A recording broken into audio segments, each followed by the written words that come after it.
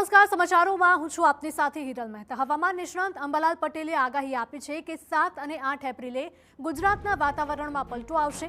કચ્છ અને ઉત્તર ગુજરાતમાં વરસાદ પડવાની શક્યતા છે, તો સાબરકાંઠા, હિંમતનગર અને અરવલ્લીમાં વરસાદની આગાહી છે, તો પંચમહાલ, દાહોદ અને વડોદરામાં પણ વરસાદની શક્યતા છે। અમદાવાદ, ગાંધીનગર, મહીસાગરમાં વરસાદની શક્યતા છે, તો દક્ષિણ સૌરાષ્ટ્ર અને પશ્ચિમ સૌરાષ્ટ્રના ભાગોમાં પણ વરસાદ પડી શકે। उत्तर गुजरात કેટલાક ભાગો, કચ્છના કેટલાક ભાગોમાં અસર થવાની પહેલાં છે, પણ ખાસ કરીને તેની અસર સાબરકાંઠાના ભાગો, હિંમતનગર, બનાસકાંઠાના ભાગોમાં અસર કંઈક પ્રભાવિત રહી શકે।